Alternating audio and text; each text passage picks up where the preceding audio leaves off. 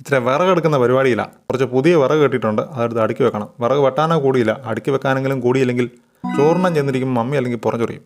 അതുകൊണ്ട് മൊത്തം വലിച്ച് പുറത്തോട്ടിട്ടു. അപ്പോഴാണ് കാണുന്നത് ചെതലിൻ്റെ കൂട്ടത്തിൽ ഒരു ഇറുകോലി. ഇവിടെ ഇരുകോലി എന്നൊക്കെ പറയും കേട്ടോ. എട്ടുകാലിയുടെ കൂട്ടിരിക്കും. എനിക്ക് എട്ടുകാലി എന്ന് പറഞ്ഞാൽ തന്നെ എൻ്റെ കാലിൽ നിന്ന് പെരുത്തം കയറും. എനിക്ക് ഒട്ടും ഇഷ്ടമല്ല. മമ്മി അതിനെ പേടിയെന്നാണ് പറയുന്നത്. പക്ഷേ എനിക്ക് പേടിയല്ല. എനിക്ക് എന്താണെന്നറിയത്തില്ല, കുളിര് കോരുവാണോ കടുവ എന്നാലും കുഴപ്പമില്ല, നിന്ന് ഫോട്ടോ എടുക്കാം. പക്ഷേ എട്ടുകാലി മാത്രം നമ്മളെ കൊണ്ട് പറ്റത്തില്ല. അപ്പോഴാണ് ഇറുകോലി. എനിക്ക് എട്ടുകാലിയെ കഴിയും പേടിയാണ് ഈ സാധനത്തിന്. ഇതിനെ കണ്ടാൽ തന്നെ നമുക്ക് പേടിയാവും. പക്ഷേ ഈ സാധനം ഉണ്ടല്ലോ, എട്ടുകാലി അല്ലെന്നാണ് പറയുന്നത്. അതുപോലെ തന്നെ ഗൂഗിൾ നോക്കിയാൽ മനസ്സിലാവും ഇതിന് വിഷമില്ലെന്ന്. ആശാൻ്റെ ലുക്കും ഉള്ളന്നേ.